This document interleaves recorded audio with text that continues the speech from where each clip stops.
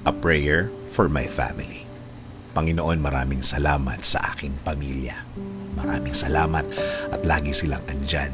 Sila po ang aking inspirasyon, ang aking lakas. Sila po ang nagiging kakampi ko sa mga pagsubok ng buhay. At laging nakaalalay kapag kailangan ko ng suporta.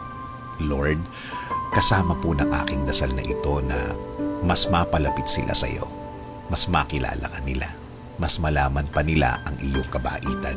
Kasama ng nakikita nila sa aking buhay na ikaw ang pinagkukunan ko ng lakas sa araw-araw.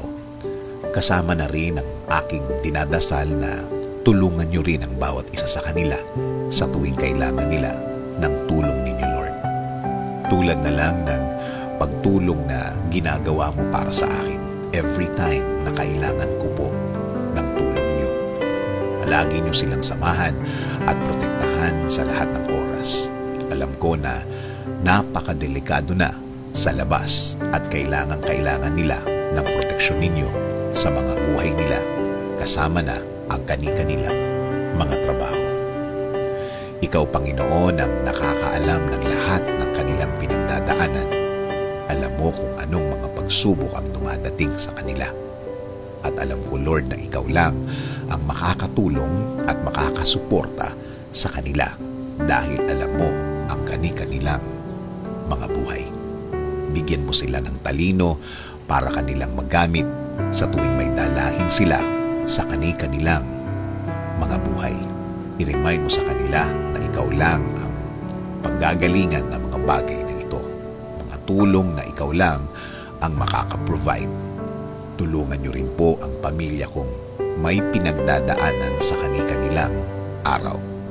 Mga taong ayaw magsalita tungkol sa kanilang mga problema at nagdesisyon na lang na manahimik na lamang and decided to keep it to themselves. Panginoon, alagaan niyo po ang lahat ng magulang, kapatid at lahat ng miyembro ng pamilyang Pilipino. Patuloy niyo kaming ilayo sa lahat ng uri ng sakit. Ilayo niyo po kami sa lahat ng uri ng masama. Manatili po sana ang inyong peace sa aming mga puso at isipan. Patuloy niyo pong i-guide ang aking buhay. Bigyan niyo po palagi ng direksyon ang aking araw-araw at ng aking buong pamilya. Patawarin niyo po kami sa lahat ng aming kasalanan sa inyo, Panginoon. In Jesus' name we pray. Amen. Sabi nga sa Colossians 3:13, bear with each other and forgive one another if any of you has a grievance against someone. Forgive as the Lord forgave you.